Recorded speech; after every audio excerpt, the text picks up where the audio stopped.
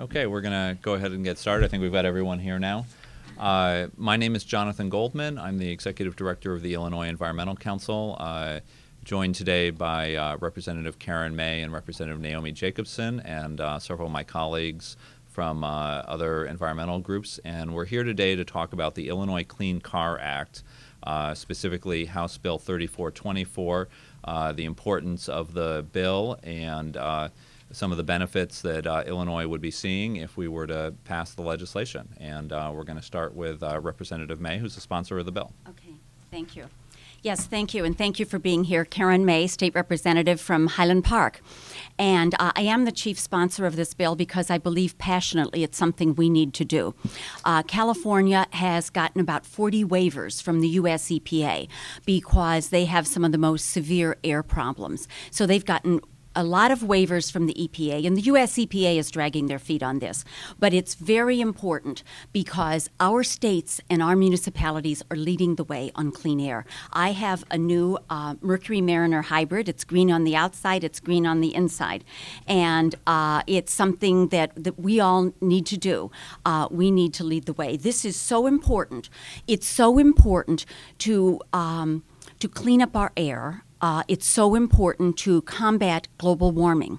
It's so important to save money for the citizens of our state, and it's important for green-collar jobs, too.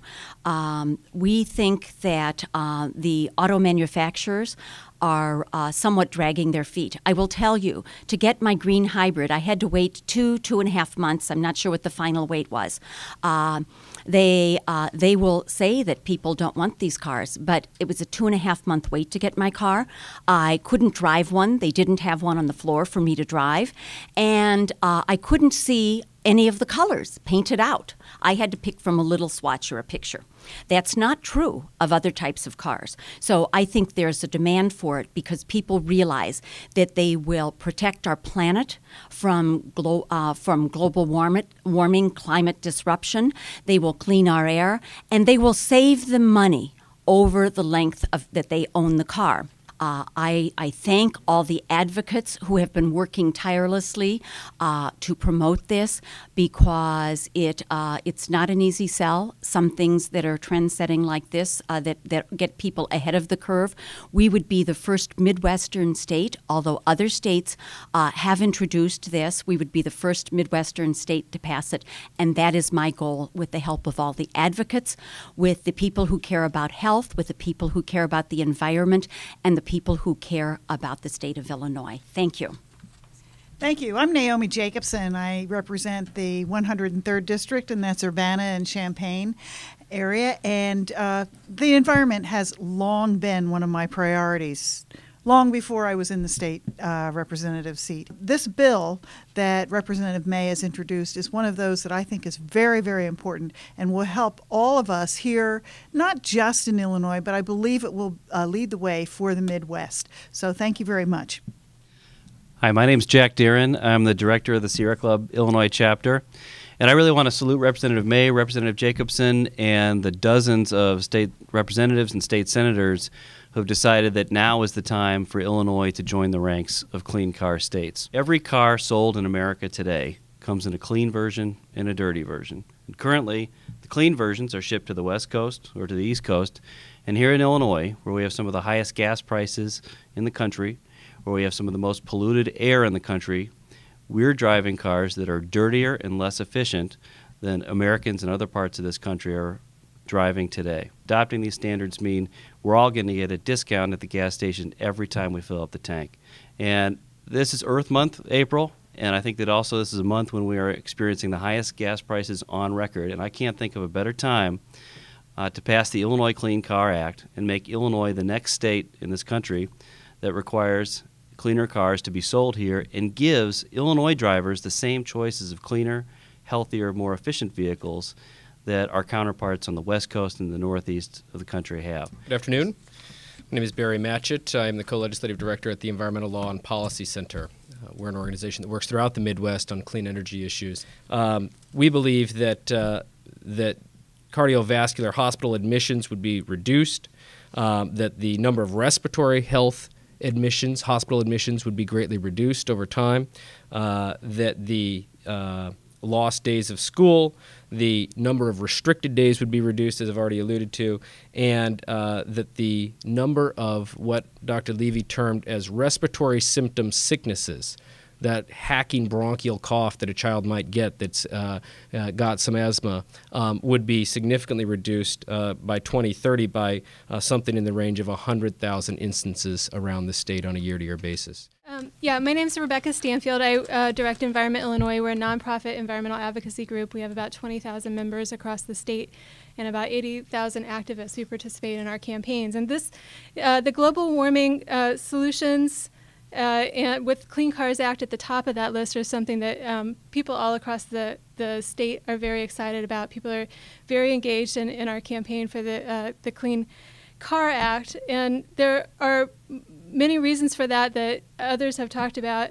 Thousands of Illinoisans, what you'll see in these kind of inauspicious bags here lined up, there's more than 60 districts where we'll be delivering postcards from citizens across Illinois who are ready for Illinois to take on global warming, to take on air pollution, and to take on high gas prices by passing the Clean Car Act. Altogether, there are about 15,000 postcards here today that we'll deliver today and tomorrow.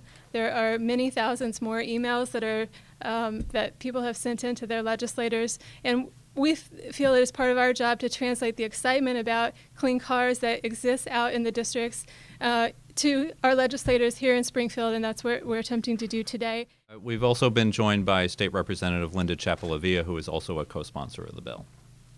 Hi, thanks for having me. Everybody's upstairs taking bills right now, so I thought I'd sneak down here because this is one of my pet peeves as far as our state. We have the ability to be self-reliant on our own resources here in the state of Illinois. With the transfer of wind power going east and west, we can go down south.